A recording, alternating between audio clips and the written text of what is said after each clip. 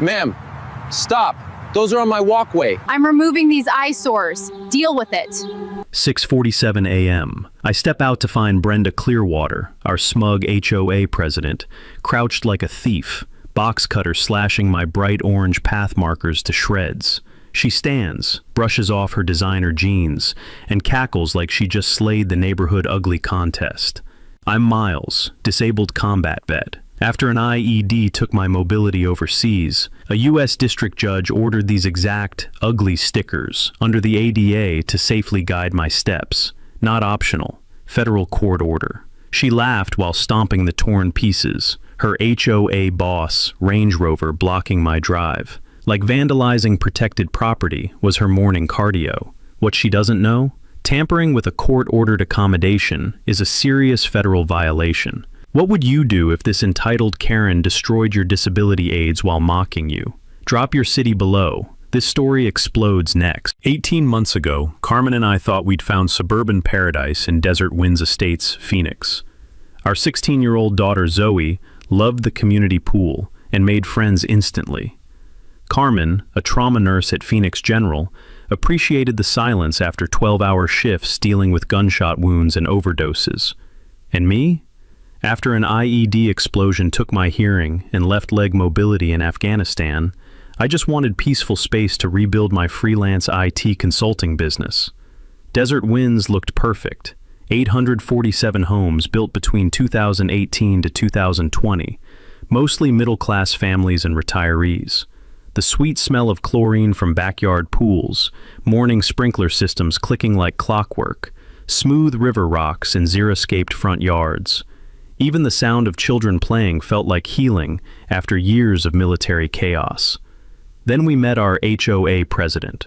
Brenda Clearwater treats neighborhood governance like she's running a fascist microstate. 52 years old, retired pharmaceutical sales manager, the kind who probably sold overpriced aspirin to nursing homes while smiling.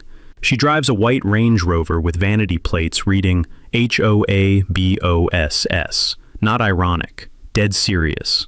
This woman measures grass height with actual rulers, the metallic scraping echoing through morning air as she documents violations. Christmas lights past January 2nd? Violation notice in your mailbox by dawn, the paper crisp with morning dew.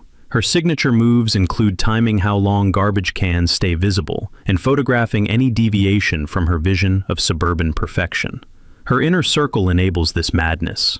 Vice President Dale Pinkerton, an accountant who gets sexually aroused finding fee loopholes, handles the financial terrorism. Secretary Judy Whitmore runs neighborhood gossip like a CIA operation, her perfume lingering wherever she's been spreading rumors.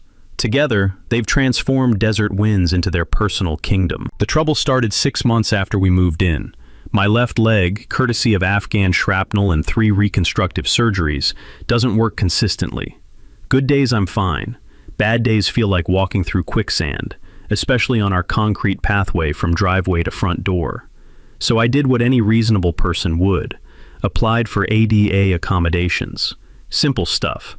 Brighter pathway lighting, non-slip surface markers, bright orange reflective strips along walkway edges to guide my steps when balance fails. Standard accessibility modifications costing the HOA $0, since I'd fund everything personally. Brenda's response? Absolutely not. This isn't some government housing project. Legal knowledge nugget. Under the Fair Housing Act, HOAs cannot deny reasonable accommodations for disabilities, regardless of aesthetic preferences. Violations carry penalties up to $100,000 for first offenses. 8 months of bureaucratic warfare followed. This entitled suburban dictator claimed my safety equipment would create architectural eyesores, violating Desert Winds' visual harmony standards. She actually demanded I find less visible alternatives. Apparently my disability should be invisible too. The taste of legal paperwork became my daily reality, as Brenda argued federal law shouldn't override HOA aesthetics. In writing, to federal mediators, like some petty tyrant declaring independence from American civil rights. When federal mediation failed, surprise, Brenda refused compromise. We landed in court. U.S. District Judge Patricia Hernandez, a no-nonsense woman who despises discrimination, listened to Brenda's lawyer explain why orange pathway markers would devastate property values. Judge Hernandez's response was swift and brutal. Immediate installation of court-ordered accommodations, including the bright orange pathway markers essential for my mobility safety. Not suggestions. Federal court orders backed by the full weight of American law. That was 6 months ago. Losing in federal court should humble normal people. Instead, Brenda launched her aesthetic enforcement campaign, basically legal terrorism targeting my family. She couldn't legally touch my court-ordered accommodations, but everything else became ammunition. Trash cans improperly positioned, $75 fines. Carmen's car, 3 inches over the line, $100 penalties. Garden hose, visible from street, $50 violations. Even Zoe's wind chimes were excessively audible, another $100. The pathway markers drove Brenda absolutely psychotic. She called them federally mandated ugliness and claimed they made Desert Winds look like a disability parking lot. Every board meeting, every neighborhood encounter, she'd rant about my government-imposed eyesores like they were personal insults. Dale and Judy fed her obsession like drug dealers. They'd cruise by taking photos, measuring distances with tape measures, hunting for any excuse to challenge the federal orders. The harassment was calculated, relentless, designed to make us miserable enough to flee. This morning's box cutter rampage was Brenda, finally snapping after 6 months of staring at evidence of her humiliating court loss. 2 weeks after Judge Hernandez's court order, Brenda called an emergency HOA board meeting. The community center reeked of burnt coffee and desperation as she stood before 30 confused homeowners, projecting PowerPoint slides like she was briefing the Pentagon. Desert Winds faces an unprecedented threat to our property values, she announced, clicking to a slide showing my orange pathway markers blown up to poster size. Federal overreach is forcing architectural eyesores into our beautiful community. Dale Pinkerton nodded sagely from his front row seat, armed with a stack of printed property value studies from other neighborhoods. Similar federal mandates, he claimed, waving papers like evidence, have decreased home values by up to 15% in comparable communities. Complete bullshit, but the crowd murmured nervously. I knew from my own research, something I'd learned during my disability rights crash course, that accessible communities actually increase property values because they attract more buyers. But Brenda wasn't interested in facts. Judy Whitmore stood up, her voice dripping fake concern. I've received multiple calls from worried residents about these installations. People are asking if this opens floodgates for other unsightly federal requirements. Then Brenda dropped her nuclear option. She'd actually printed petition forms demanding the city override federal accommodation mandates. The woman thought she could petition her way out of federal civil rights law. I almost laughed, remembering what Rebecca Torres had told me during our consultation. Attempting to circumvent federal disability accommodations through local petitions was like trying to vote your way out of gravity, legally impossible, and personally catastrophic for anyone stupid enough to try. But here's what this suburban dictator didn't know. I'd been recording everything. While Brenda rallied her troops, I was building my bulletproof defense. Arizona's one-party consent law meant every phone call, every doorstep confrontation, every friendly HOA interaction went straight into my digital evidence vault. Rebecca had smiled when I showed her my recordings. Miles, this woman is handing you a federal case on a silver platter. She's essentially declaring war on the Justice Department. The community split revealed Desert Wind's true character. About 60% signed Brenda's petition immediately, terrified their property values might drop if disabled people felt welcome. But 40% refused, and some approached me privately. Tom Rodriguez, a retired teacher who lived 3 houses down, knocked on our door the evening after the meeting. The smell of his wife's homemade tamales drifted from his kitchen as he stood on my porch, glancing around nervously. "Miles, this isn't right," he said quietly.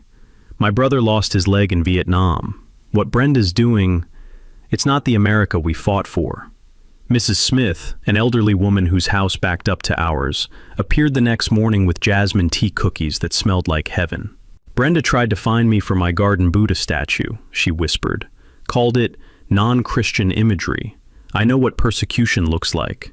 But others crossed the street to avoid us. Carmen noticed it first, neighbors who'd previously waved suddenly finding their phones fascinating when we walked by. Zoe came home from school reporting that several classmates' parents had instructed them to avoid that troublemaker family. The metallic taste of stress became my constant companion as Brenda's harassment escalated. By week 3, her petition had collected 127 signatures. She scheduled a presentation to the Phoenix City Council, claiming widespread community support for overriding federal disability law. The morning of her presentation, she made her first direct threat. I was checking mail when her Range Rover pulled into my driveway, an intimidation tactic she'd perfected. The engine's expensive purr cut through morning air as she stepped out, petition clipboard in hand like some suburban general. "This could all go away," she said, her voice sugar-sweet with underlying menace. "Remove those hideous markers, find some discreet alternative, and I'll withdraw the petition. Keep fighting, and I'll make sure every homeowner knows you're the reason their property values are plummeting." The desert heat made asphalt soft under our feet as we faced off on my driveway. Her perfume, something floral and expensive, couldn't mask the stench of her desperation. "Brenda," I said calmly, "those markers are federal court orders. I couldn't remove them if I wanted to." Her smile turned predatory. "We'll see about that." That afternoon, Phoenix City Council politely explained to Brenda that municipalities cannot override federal court orders. Her petition was legally meaningless, exactly what Rebecca had predicted. But rather than accept defeat, Brenda doubled down. The taste of her humiliation hung in the desert air like smoke from a distant fire. If she couldn't use legal channels to destroy my accommodations, she'd find other ways to make my family's life hell. Standing in my driveway that evening, watching her Range Rover disappear around the corner, I realized this was just the opening skirmish. Brenda Clearwater had just declared total war on a disabled veteran, and she had no idea what kind of enemy she'd made. The real battle was about to begin. Brenda's humiliation at City Council transformed her from neighborhood tyrant into full-blown domestic terrorist. Within 48 hours, she launched what I can only describe as suburban psychological warfare and made her first massive mistake. It started with my business. Phoenix Medical Group called Tuesday morning, Dr. Sarah Mitchell's voice uncomfortable over the phone. "Miles, we received a concerning call about your stability. Someone claiming to represent your HOA suggested you might be experiencing personal difficulties affecting your work quality." The audacity stole my breath. Brenda had cold-called my biggest client, spreading poison about my mental health. The metallic taste of rage filled my mouth as I processed this escalation. "Dr. Mitchell, did this caller provide specific examples of work problems?" I asked, my fingers already moving toward my recording app. "Well, no, just vague concerns about neighborhood disruptions and ongoing legal troubles affecting your focus." Perfect. In Arizona, I'd learned that tortious interference with business relationships requires proving intentional economic harm. Brenda had just handed me evidence on a silver platter. But here's what this suburban sociopath didn't know. Dr. Mitchell was married to a disability rights advocate. Within an hour, I had the caller's exact words, timestamps, and a very angry doctor willing to testify about HOA harassment of disabled veterans. Meanwhile, Dale Pinkerton discovered his new hobby, surprise compliance audits. The smell of hot asphalt mixed with diesel fumes as he appeared at my door with clipboard and measuring tape, crouching on my driveway like some demented crime scene investigator. "Just verifying setback requirements for your installations," he announced, photographing my pathway markers with the intensity of someone documenting a murder scene. I watched through my window as this pathetic man measured distances and scribbled notes, hunting desperately for any technicality to challenge my accommodations. The beautiful irony? Every measurement confirmed my markers were exactly where Judge Hernandez ordered them. Dale was creating perfect documentation of my federal compliance. But Brenda's masterstroke was her enhanced community safety protocols, a WhatsApp group excluding my family, where Judy Whitmore spread carefully crafted lies about my aggressive behavior. Carmen discovered this digital assassination campaign when our neighbor Lisa Park approached her at Safeway, voice hushed with manufactured drama. "Carmen, honey, some of us don't believe what's being said about Miles," Lisa whispered, glancing around like we were discussing state secrets. But Judy's sharing pretty disturbing stories about his confrontations with Brenda. The taste of injustice became constant as these people destroyed my reputation while I followed every law to the letter. Then Brenda crossed the line that activated my nuclear option. Zoe burst through our front door Thursday afternoon, tears streaming, her backpack hitting the floor with a thud that echoed through our entryway like a gunshot. "Dad, they're saying you're dangerous," she sobbed. "Rebecca Thompson's mom says I can't hang out with her anymore because our family is causing problems for the neighborhood." That's when something snapped inside me. Not rage, calculation, cold, military precision I hadn't felt since Afghanistan. Watching my daughter pay for Brenda's vendetta triggered the same protective instincts that had kept my unit alive in combat zones. But this time, I had better weapons than rifles. While Brenda was busy terrorizing a 16-year-old girl, I was making phone calls she'd never see coming. Rebecca Torres connected me with the Phoenix FBI Civil Rights Division, where Agent Jennifer Walsh specialized in housing discrimination cases. "Mr. Rodriguez, interfering with your business relationships and targeting your family constitutes a pattern of retaliation under federal law," Agent Walsh explained during our call. "We'd like to begin monitoring this situation." The next morning, Tom Rodriguez knocked on our door with intelligence that confirmed my strategy was working. Evening barbecue smoke drifted from his backyard as he stood on my porch, face grim with purpose. "Miles, Brenda's planning something nuclear for next month's annual meeting," he whispered. "She wants to call a special vote to remove disruptive homeowners from the community." My blood ran cold, but not from fear, from anticipation. In most states, HOAs can't evict homeowners without cause, but Brenda was either too ignorant or too desperate to care about legal reality. "There's more," Tom continued. "Dale's talking about special assessments targeting your property specifically. Something about increased insurance costs due to federal oversight." Perfect.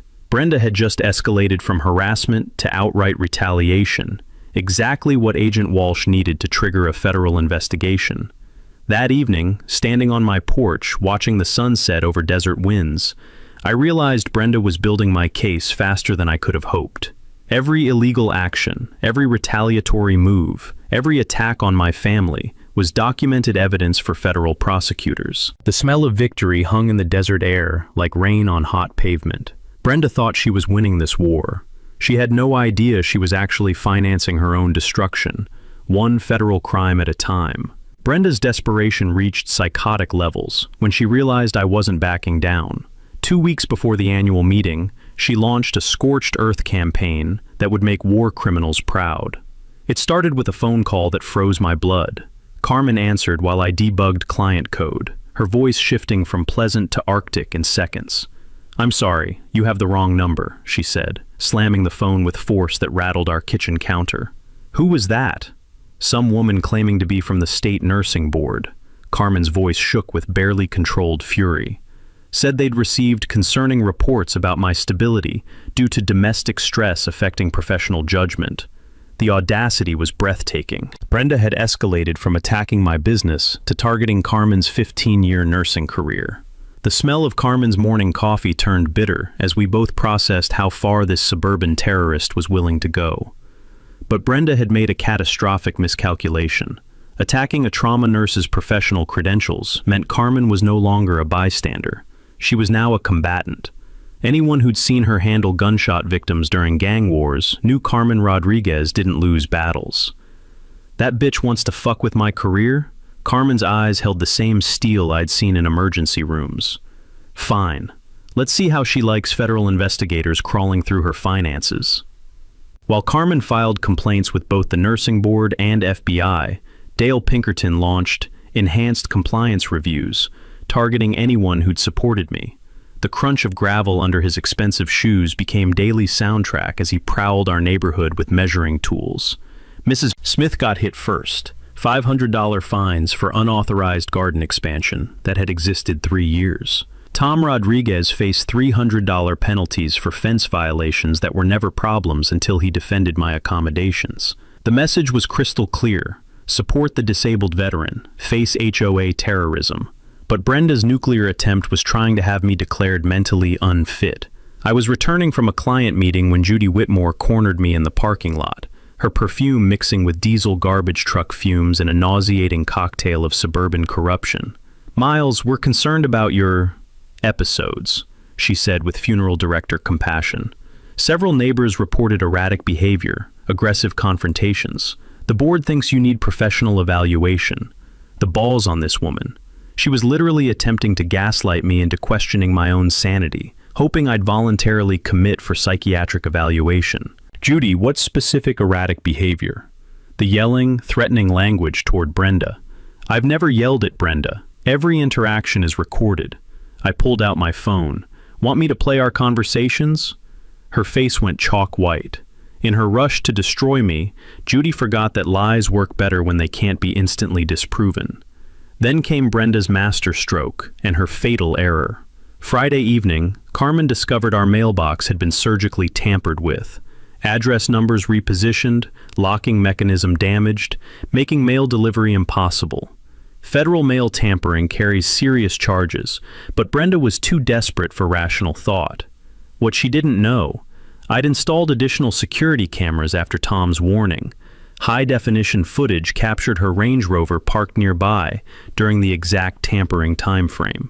But Saturday morning brought Brenda's most psychotic escalation yet. Zoe's soccer coach called with news that made my vision go red around the edges. "Mr. Rodriguez, I need to tell you about yesterday's disturbing conversation." Coach Martinez's voice was tight with controlled anger. "A woman identifying as HOA representative approached me about Zoe's home situation. She implied domestic violence issues affecting Zoe's performance. That's when something ancient and military activated inside me. Not rage, pure combat calculation. The taste of violence filled my mouth like copper pennies. Targeting my business crossed one line. Attacking Carmen's career crossed another. But spreading domestic violence rumors to my daughter's coach? Brenda had just declared total war on a combat veteran's family. She'd made the last mistake of her pathetic HOA career. But here's what this suburban sociopath didn't realize. While she was busy spreading lies about domestic violence, I was coordinating with Agent Walsh to document every federal crime she committed. "Mr. Rodriguez," Agent Walsh said when I called with updates, "she's committed mail tampering, professional harassment, and defamatory statements to community figures. We have enough for a full federal investigation." The beautiful irony? Every attack Brenda launched created more evidence for federal prosecutors. Her desperation was literally financing her own legal destruction. "Agent Walsh, she's planning something nuclear for the annual meeting. Can we be ready?" "Oh, we'll be ready," she laughed grimly. "This woman kicked a federal hornet's nest and has no idea what's coming." Standing in my kitchen that night, watching Brenda's Range Rover cruise past for the 4th time, the taste of approaching justice was sweet as desert rain after drought. The annual meeting was going to be a bloodbath, and for once, I wouldn't be the one bleeding. Brenda had spent 3 weeks building a perfect federal case against herself. Time to collect. The discovery that would destroy Brenda came from the last place I expected: my wife's insomnia. Tuesday night, 3 days before the annual meeting, I found Carmen at our kitchen table at 2 a.m., surrounded by HOA financial documents Tom Rodriguez had quietly slipped us. Coffee had gone cold hours ago, but she was laser-focused on spreadsheets with the same intensity she used tracking life-or-death medication dosages in the ER. "Can't sleep?" I asked, sitting beside her. "Something's been bothering me about this whole situation," she said, not looking up from the papers. "Brenda's harassment feels too desperate, too panicked. In the ER, when patients get this agitated, it usually means they're hiding something bigger than the obvious injury." Carmen had always been brilliant at pattern recognition. It's what made her such a good trauma nurse. She'd spot internal bleeding before doctors caught it, notice medication interactions others missed. Now she was applying that same diagnostic skill to our HOA nightmare. "Look at these landscaping payments," she said, finger tracing across months of expenditures. Clearwater Property Services gets massive checks, $3,200, $4,800, sometimes $6,500 for neighborhood enhancement. But Miles, what enhancement? Our landscaping looks exactly the same as 18 months ago. The metallic taste of realization hit my mouth as the name clicked. Clearwater. As in, Brenda Clearwater? That's what I thought too. Carmen's voice carried the same deadly calm she used when catching doctors and medication errors. And look at this timing pattern. Every huge payment happens right after Brenda faces personal financial stress.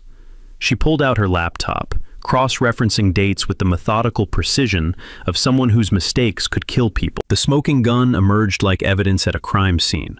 Range Rover payments, divorce attorney fees, her daughter's college tuition. Every major expense in Brenda's life coincided with mysterious HOA landscaping expenditures. Holy shit, I whispered, watching 18 months of systematic theft unfold in spreadsheet form. She's been embezzling HOA funds through fake contracts with her own company. But Carmen wasn't done digging. It gets worse. Look at these monthly consulting fees to Dale Pinkerton. $800 every month for financial oversight services. He's not just helping her steal, he's getting paid to look the other way. The beautiful, devastating truth hit me like incoming mortar fire. My family's entire nightmare was a distraction campaign. All the harassment about ugly stickers and federal overreach, smoke and mirrors to hide the fact that Brenda was robbing every homeowner in Desert Winds. She needed a villain, I said, pieces clicking with mathematical precision. Someone to focus community anger while she looted the treasury. My disability accommodations were just convenient cover. Carmen's forensic accounting, skills she'd learned during nursing school to catch insurance fraud, had uncovered $47,000 in systematic theft. Every violation notice, every fake fine, every attack on our family was designed to create chaos that would hide her embezzlement. The smell of victory mixed with cold coffee as I called Agent Walsh with news that made her voice sharpen with prosecutorial hunger. Agent Walsh, we've uncovered systematic embezzlement spanning 18 months. Mr. Rodriguez, that triggers our financial crimes unit. This isn't just civil rights violations anymore. This is organized criminal activity with federal wire fraud implications. The scope was staggering. Brenda hadn't just discriminated against a disabled veteran.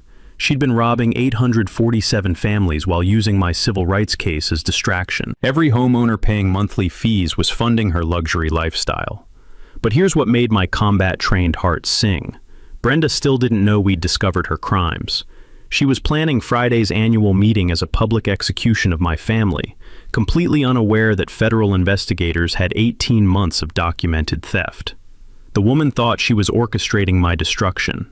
Instead, she was walking into the most perfectly constructed legal ambush in suburban history. Justice was coming, and it had Brenda's name on the warrant. Wednesday morning, I woke up feeling like a general planning D-Day. Carmen's discovery had transformed our defensive battle into an offensive campaign, and I had exactly 48 hours to coordinate the most satisfying legal ambush in HOA history. The first call went to Agent Walsh, who confirmed what I'd hoped. The FBI Financial Crimes Unit was salivating over Brenda's embezzlement scheme. Mr. Rodriguez, we've fast-tracked everything. Friday night's going to be very interesting for Ms. Clearwater. But federal agents showing up at a community meeting would spook Brenda into lawyering up immediately. We needed her to hang herself with her own rope, on camera, in front of the entire neighborhood. The trap had to be perfect. Rebecca Torres arrived at my house an hour later, armed with legal briefs and a smile that could cut glass. Miles, this is prosecutorial Christmas morning. We're not just fighting discrimination anymore. We're exposing organized crime disguised as suburban governance. While Rebecca coordinated with federal prosecutors to time evidence releases for maximum impact, I focused on the technical infrastructure. My IT background was finally useful for something beyond debugging code. I installed a professional audio/video system in the community center, positioned to capture every word and facial expression during Brenda's planned public humiliation of my family. The sweet irony? HOA rules required recorded meetings for transparency. Brenda's own regulations would document her destruction. Carmen took charge of evidence presentation, designing what she called financial health charts that would make embezzlement visible to the least financially literate homeowner. Years of explaining complex medical conditions to panicked families had taught her how to make devastating information digestible. "Look," she said, spreading poster boards across our dining room table. Timeline here, payments here, correlation between Brenda's personal expenses and mysterious HOA charges here. Even Dale will understand this. Tom Rodriguez became our community coordinator, quietly organizing concerned homeowners to attend Friday's meeting. Each ally received a specific role.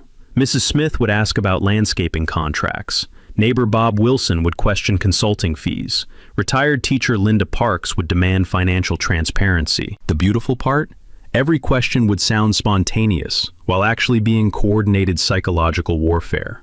But our secret weapon was David Park, an independent accountant who lived 2 streets over and owed Carmen a favor after she'd saved his diabetic wife during a medical emergency. David volunteered to present preliminary audit findings that would make Brenda's theft impossible to deny. "I've seen embezzlement schemes before," David explained, reviewing Carmen's evidence, "but this is amateur hour. She didn't even try to hide the correlations. It's like she wanted to get caught." Thursday brought our most crucial ally. Judge Patricia Hernandez agreed to attend as a concerned community member after Rebecca explained the situation. Having the federal judge who'd originally ordered my accommodations present would add constitutional weight to the evening's revelations. "This woman has been using federal court orders as cover for financial crimes," Judge Hernandez said during our phone call. "I take that personally." The community center setup took all Thursday afternoon. I positioned cameras for optimal angles, tested audio equipment, and created lighting that would make Brenda's facial expressions visible to viewers in the back rows. The smell of fresh coffee and homemade cookies, courtesy of Mrs. Smith, masked the scent of approaching justice. Meanwhile, Agent Walsh confirmed the FBI would monitor remotely, ready to move if Brenda attempted to destroy evidence or flee. "We'll let her dig the hole as deep as possible before we act," Walsh explained. "Sometimes the best prosecutions write themselves." Carmen prepared evidence packets for every homeowner, containing financial summaries that showed how much money each family had lost to Brenda's theft. "When people see their actual dollar losses," she said, "they'll want blood." The psychological elements were crucial. Rebecca coached our allies on staying calm during Brenda's inevitable meltdown, maintaining credibility while she destroyed herself. Sarah Kim from Channel 12 confirmed live broadcast starting at 7:30 p.m., ensuring Brenda's downfall would reach thousands of viewers. Friday morning brought final preparations. I tested all recording equipment one last time, ensuring multiple backup systems would capture every moment of Brenda's self-destruction. The taste of anticipation was metallic and electric, like the moment before lightning strikes. Tom Rodriguez confirmed attendance. 180-plus homeowners planned to show up, triple the usual turnout. Word had spread through the community that Friday's meeting would be historic, though only my allies knew exactly how historic. The timing was military precise. 7 p.m. meeting start, 7:30 p.m. live news coverage. 7:45 p.m. Judge Hernandez arrival during Brenda's planned victory speech. 8 p.m. financial evidence presentation. 8:15 p.m. federal investigation disclosure. By evening, Carmen and I stood in our kitchen, reviewing the battle plan one final time. Outside, Brenda's Range Rover cruised past our house for what I hoped would be the last time, her vanity plates gleaming in desert twilight. "She has no idea what's waiting for her," Carmen said, watching through our window as our neighborhood's dictator drove toward her own execution. "No," I agreed, "she doesn't. But she's about to learn what happens when you steal from 847 families while terrorizing a disabled veteran." The trap was set. Time to spring it. Thursday brought Brenda's most desperate and dangerous escalation yet. She'd discovered I was planning something for Friday's meeting, and panic was making her sloppy. It started with a phone call that made my blood run cold. Carmen answered while making breakfast, her voice shifting from pleasant to ice-cold fury within seconds. "No, you cannot speak to my husband about emergency accommodation removal," she said, hanging up hard enough to rattle our coffee mugs. "Let me guess. Brenda?"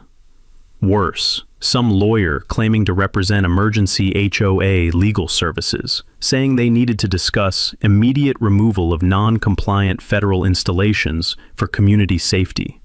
They wanted you to meet them at the community center this morning. The trap was obvious. Get me alone, possibly with fake legal documents or witnesses, trying to trick me into voluntarily removing my court-ordered accommodations before Friday's meeting. The desperation stunk like rotting meat in desert heat.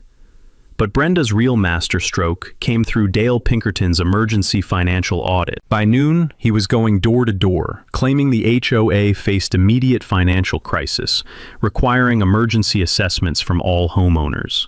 Mrs. Smith called me, voice shaking with elderly confusion. "Miles, this man says I owe $400 immediately, or face foreclosure proceedings.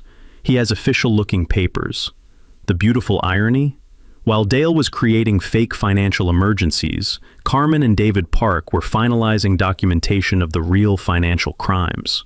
Every lie Dale told created more evidence of obstruction and fraud. But Brenda's nuclear option revealed just how cornered she felt. She called the police. Officer Jake Morrison arrived at my door Thursday afternoon, body camera recording as he delivered the most ridiculous complaint I'd ever heard.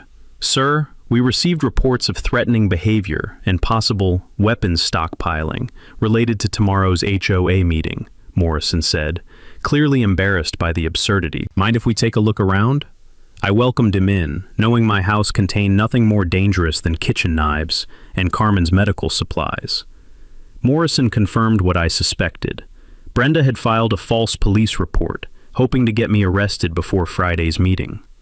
"Mr. Rodriguez, I see no weapons, no threatening behavior," Morrison said, his body camera documenting my full cooperation. "Ma'am," he continued into his radio, "the complaint appears to be unfounded." What Brenda didn't realize, false police reports are crimes, and Morrison's body camera had just documented another federal offense for Agent Walsh's growing file. The afternoon brought her most psychotic escalation.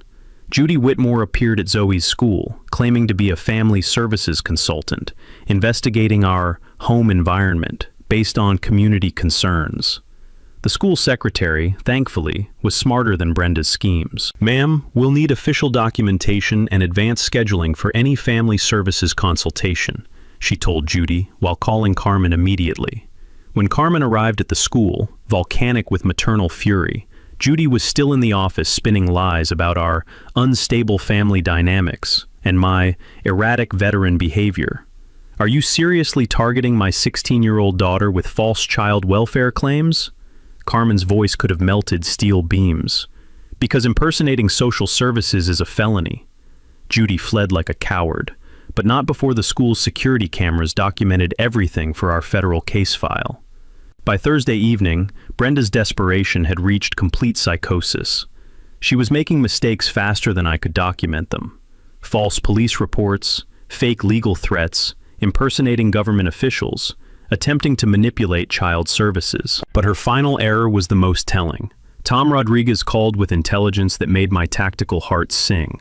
"Miles, I just overheard Brenda on the phone with someone," he whispered from his backyard. "She's planning to have security personnel at tomorrow's meeting to maintain order during disruptive homeowner removal. Private security at an HOA meeting. The woman was so terrified of exposure that she was hiring muscle to intimidate families she'd been robbing for 18 months. Tom, did you get any details about this security? Some company called Desert Protection Services.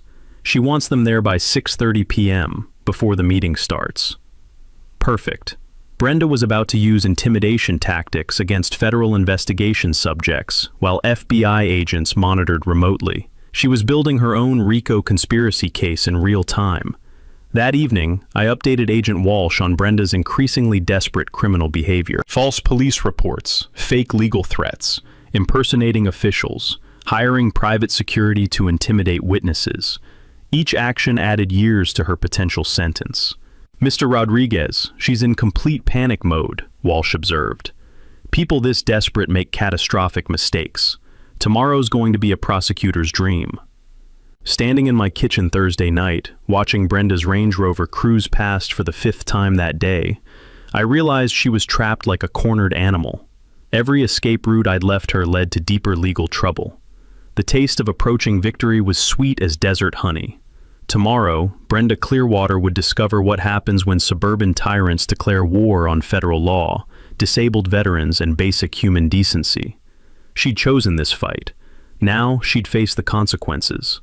Friday morning brought Brenda's final, most desperate gambit, and the mistake that would guarantee her federal prison time. I was testing audio equipment in the community center when my phone buzzed with a text from an unknown number. Remove accommodations by 5 p.m. or face consequences beyond HOA violations. This is your last warning. Threatening text messages to federal investigation subjects. Brenda was apparently competing for the Stupidest Criminal of the Year award, but her real masterstroke came through what I can only describe as suburban psychological warfare. By 10 a.m., 3 different homeowners called reporting intimidation visits from HOA enforcement representatives. Bob Wilson sounded genuinely shaken. Miles, 2 men in suits showed up claiming I owed immediate payment for supporting disruptive homeowner activities. They had official-looking paperwork demanding $800. Linda Parks was next. These people said attendance at tonight's meeting would be noted and could affect my community standing. They felt like threats.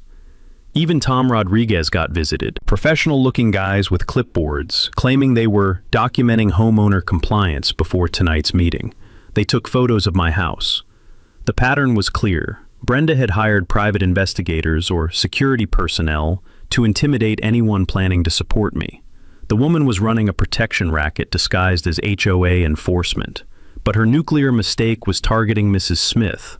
The elderly woman called me at noon, voice trembling with fear. Miles, 2 men came to my house demanding I sign papers saying you were dangerous and threatening community safety. When I refused, they said my immigration status might be reviewed if I continued supporting troublemakers. That's when something ancient and protective activated in my combat veteran brain.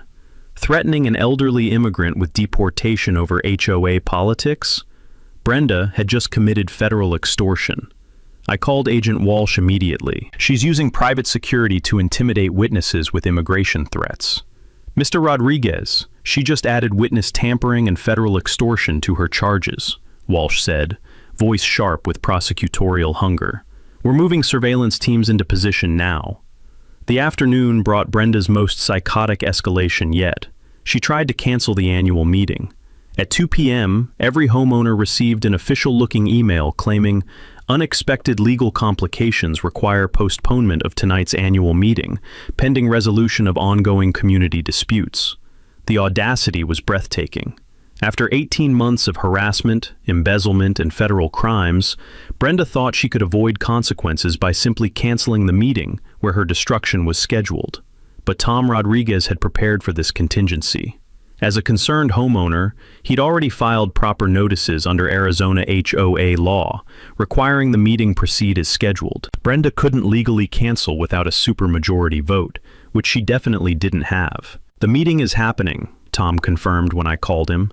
I've got legal backing from the state. She can't run from this. By 4 p.m., Brenda's desperation reached complete meltdown territory. Carmen intercepted another threatening phone call, this one claiming to be from Federal Accommodation Enforcement, demanding I report to a Phoenix office building for immediate compliance verification. More fake federal officials. Brenda was apparently trying to trick me into leaving town before the evening's revelations. Miles, this woman has lost her mind, Carmen said after hanging up. She's inventing government agencies now. But the call gave us crucial intelligence. Background voices revealed Brenda was coordinating from the community center, apparently setting up her own audio/video equipment to control the meeting's narrative. Perfect. While Brenda installed her propaganda systems, my professional-grade recording equipment would capture every word for federal prosecutors. The real gift came at 5 p.m., when Dale Pinkerton made his final, desperate move. He appeared at my door with a cashier's check for $50,000, claiming it was compensation for voluntary relocation to resolve community tensions. A bribery attempt. On my doorstep, while FBI surveillance teams watched from unmarked vehicles. Dale, are you seriously trying to pay me to leave town before tonight's meeting? It's just, Brenda thinks maybe we can resolve this amicably, he stammered, sweat beading despite the evening coolness. Avoid any unnecessary complications. I accepted the check, evidence for federal prosecutors, while my doorbell camera recorded every word of Dale's bribery attempt. Dale, I'll consider your offer, I lied smoothly, but I'm still attending tonight's meeting. His face went pale as printer paper. Miles, please. You don't understand what you're walking into. Actually, I understood perfectly. I was walking into the most satisfying legal ambush in suburban history, armed with 18 months of documented federal crimes and surrounded by FBI agents. As Dale scurried back to his car, I realized Brenda and her accomplices had spent the entire day committing fresh federal offenses while trying to avoid prosecution for previous crimes. By 6 p.m., the taste of approaching justice was metallic and electric. Carmen stood beside me in our kitchen, both of us watching through the window as Brenda's Range Rover cruised past one final time before parking at the community center. She has no idea what's waiting for her in there, Carmen observed. No, I agreed, but she's about to get the education of her lifetime. Time to collect 18 months of unpaid dues. The community center was packed beyond capacity when I arrived at 6:45 p.m. Over 200 residents crammed into a space designed for 100. The air crackled with nervous energy, and the competing scents of fresh coffee and expensive perfume from overdressed HOA board members. Brenda stood at the front podium like a general addressing troops, flanked by two intimidating men in dark suits, her hired security consultants. Dale Pinkerton hunched over a laptop, nervously adjusting his presentation slides, while Judy Whitmore worked the crowd like a politician, spreading last-minute poison about my family. Sarah Kim's news crew set up in the back corner, their camera lights adding theatrical drama to what was about to become the most explosive HOA meeting in Phoenix history. Welcome, Desert Winds residents, Brenda began, her voice artificially sweet with underlying menace. Tonight we address the ongoing disruption caused by certain homeowners who refuse to respect community standards.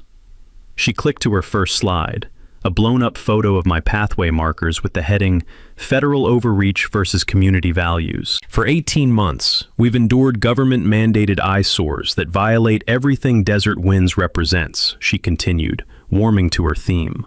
Tonight, we vote on emergency measures to restore our neighborhood's integrity. The crowd murmured approval, exactly what Brenda had orchestrated, but she had no idea what was waiting in the wings. At 7:15 p.m., Tom Rodriguez requested the floor during homeowner comments. Brenda, before we discuss aesthetic concerns, shouldn't we review HOA financial health? Some residents have questions about recent expenditures. Her face twitched almost imperceptibly. Financial reviews are handled by qualified professionals. Tonight's focus is community disruption. Actually, Mrs. Smith stood up, voice carrying surprising strength. I'd like to know about these large payments to Clearwater Property Services. What landscaping improvements justify $47,000 in 18 months? The room went dead silent. Brenda's face cycled through confusion, recognition, and pure terror in 3 seconds flat. Those are legitimate maintenance contracts, reviewed by our accounting firm, she stammered, glancing desperately at Dale. But David Park was already walking to the front with his audit materials. Actually, I've reviewed those contracts. The services described were never performed. That's when Judge Patricia Hernandez made her entrance. The federal judge walked through the back doors at exactly 7:30 p.m., her presence immediately shifting the room's energy from suburban drama to constitutional crisis. Conversation stopped mid-sentence as residents recognized the woman who'd issued my original accommodation orders. Your Honor, Brenda's voice cracked with panic. This is a private HOA meeting. Actually, it's a public meeting discussing federal court orders I issued, Judge Hernandez replied calmly, taking a seat in the front row. I'm here as an interested observer. Brenda's meltdown began immediately. This is harassment. Government officials have no business interfering with private community governance. Ms. Clearwater, the judge's voice cut through Brenda's hysteria like surgical steel. Destroying federal disability accommodations is a serious crime. Embezzling homeowner funds while using those accommodations as distraction makes it organized criminal activity. The room exploded. 200 voices erupted simultaneously as residents processed what they'd just heard. Embezzlement. Federal crimes. Their HOA president wasn't just a tyrant, she was a thief. Dale Pinkerton tried to flee, but found his exit blocked by one of Tom's nephews, an off-duty Phoenix police officer who'd been strategically positioned near the doors. "I want to see those financial records," Bob Wilson shouted from the middle of the crowd. "Show us the landscaping contracts," Linda Parks demanded. "Where's our money?" Mrs. Smith's voice carried over the chaos with surprising force. Brenda's hired security consultants looked confused and nervous. They'd been hired to intimidate residents, not manage a federal crime scene. That's when I finally stood up. The room quieted as residents turned to watch the disabled veteran they'd been told was a neighborhood menace. Sarah Kim's camera focused on my face as I approached the podium where Brenda stood trapped like a cornered animal. "Brenda, you've spent 18 months calling my court-ordered accommodations ugly eyesores that ruin property values," I said, my voice carrying clearly through the packed room. But the real eyesore was the thief standing at this podium, stealing from 847 families while using my disability as cover. I pulled out the evidence packets Carmen had prepared. "Every resident here has lost an average of $55 to your fake landscaping contracts. Dale Pinkerton received kickbacks for helping you steal, and tonight, you tried to bribe me with $50,000 to leave town before this meeting." Brenda's face went chalk white as the room processed the magnitude of her crimes. "You called me a fake disabled veteran gaming the system," I continued, looking directly into Sarah Kim's camera. "But the only person gaming any system was the woman who's been robbing this community blind while terrorizing a combat veteran's family." The mic drop moment came when Agent Walsh's voice crackled through the room's speaker system. "Ms. Clearwater, this is the FBI. Please remain where you are." 6 months later, I'm sitting in the Desert Winds Community Center, where Brenda Clearwater's empire collapsed, watching our first annual Accessibility Awareness Festival draw over 2,000 visitors from across Phoenix. The irony is sweet as desert honey. The same room where she tried to humiliate my family is now showcasing adaptive technology and celebrating inclusive community design. The immediate aftermath of that explosive October meeting was swift and satisfying. Brenda pled guilty to federal wire fraud, civil rights violations, and mail tampering, receiving 18 months in federal prison plus $94,000 in restitution.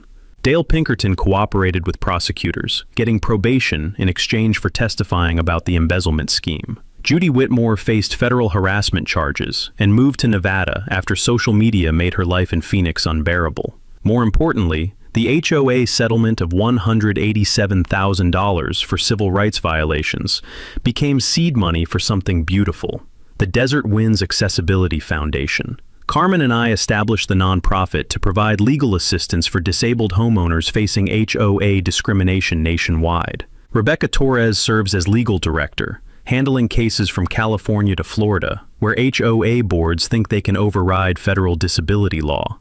The transformation of Desert Winds itself has been remarkable. Tom Rodriguez, elected HOA president unanimously after Brenda's arrest, implemented transparent financial reporting and inclusive governance. Property values rose 23% over 6 months, not despite our accessibility features, but because of them. The neighborhood became known as the most welcoming community in Phoenix for families with disabilities. Mrs. Smith's garden expansion was approved unanimously and became a showcase for adaptive gardening techniques. Her Buddha statue now anchors a meditation corner that residents love. The metallic sound of measuring tapes and violation notices has been replaced by children's laughter from our new accessible playground, built with settlement funds and designed by Zoe's high school engineering class. The legal precedent established powerful protections for disabled homeowners. Rebecca's federal case became required reading in civil rights law classes, and the Department of Justice uses our documentation to train investigators on HOA discrimination patterns. 3 other Arizona communities facing similar situations contacted our foundation for help. Apparently, suburban tyrants are more common than I'd realized. Carmen discovered a passion for forensic accounting that led to consulting opportunities with HOAs across Arizona. Her skills at detecting financial fraud, honed during our battle with Brenda, now prevent other communities from suffering similar theft. She's testified in 4 embezzlement cases and helped recover over $300,000 stolen from homeowner associations. Zoe, inspired by her family's fight for justice, won a full scholarship to Arizona State University for her essay on disability advocacy and community organizing. She starts pre-law next fall, with plans to specialize in civil rights. Apparently, watching her parents destroy suburban corruption was better career guidance than any counselor could provide. The media attention brought unexpected opportunities. Sarah Kim's Emmy-winning investigation of HOA governance led to congressional hearings on federal oversight of community associations. My family testified before a House subcommittee about the need for stronger protections against discriminatory enforcement. The phrase, "federal monitoring required," now appears on HOA governing documents in communities with histories of civil rights violations. Our annual festival has become Phoenix's signature accessibility event. This year's highlights include adaptive technology demonstrations, legal rights workshops, and Carmen's popular How to Spot HOA Financial Fraud seminar. Local restaurants donate accessible food stations, and the mayor proclaimed April Accessibility Awareness Month in honor of our advocacy work. The personal healing has been just as important as the public victories. My pathway markers, those ugly orange eyesores Brenda hated so much, are now surrounded by beautiful desert landscaping that complements rather than competes with accessibility features. Neighbors' kids drew chalk art around them last week, turning federal court orders into community art. Standing in my front yard this morning, watching children play on equipment designed for every ability level, I realized something profound. Brenda's attempt to erase my disability from her perfect neighborhood vision led to creating the most inclusive community in Arizona. The taste of justice served has been sweet, but the flavor of community built is even better.